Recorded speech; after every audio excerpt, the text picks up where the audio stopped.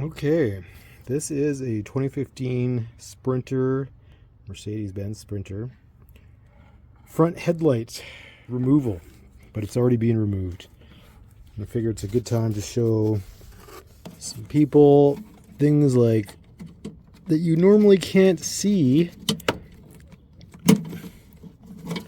with all of the headlight actually in. So this is the headlight from the back. You can see inside how the bulbs, this is the parking bulb. It's got a couple of little tabs here. So that is how you take the bulb in and out of the hole.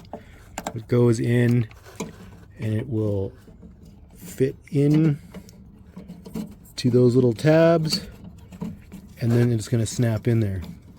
You know, it snaps in. Similarly, there is the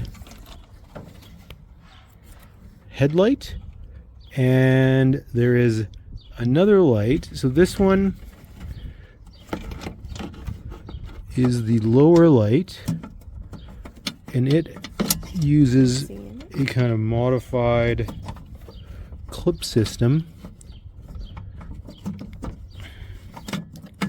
to go inside, and it actually hooks underneath the screw.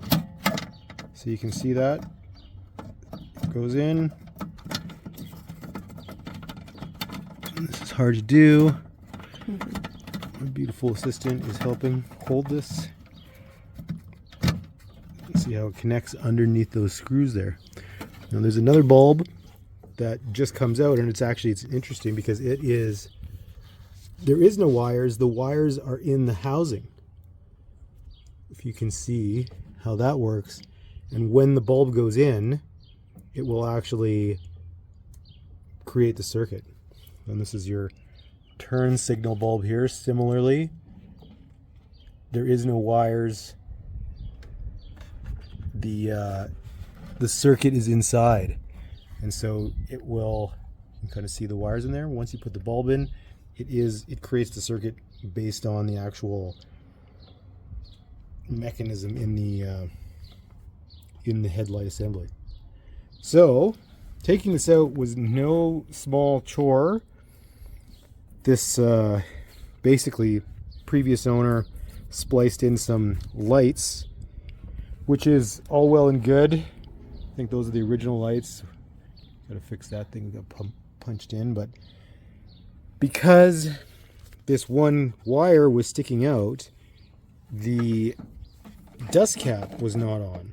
And so without the dust cap on, there was all sorts of dirt that got inside of there, dust, bugs, looked horrendous, opened it up.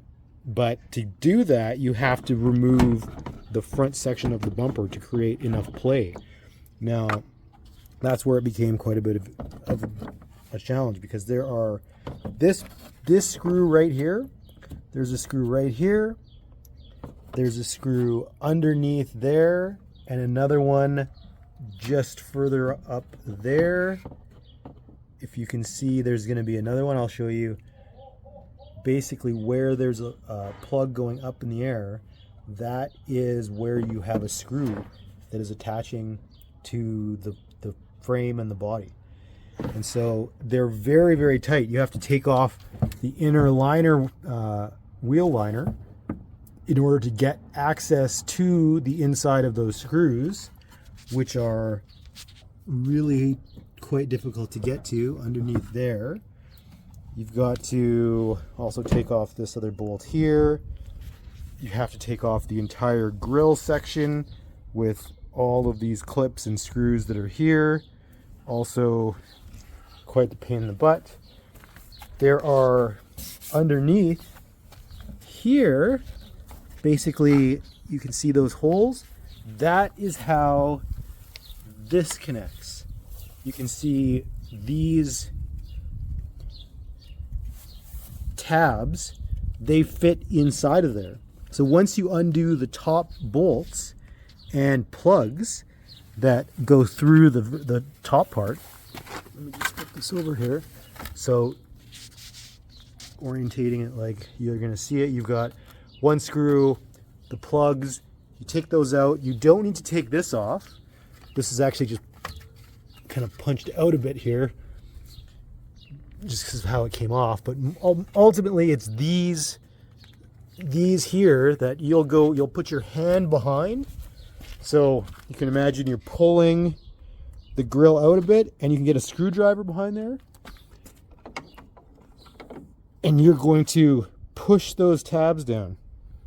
All right, so you're going to push those tabs down with your hand behind the grill.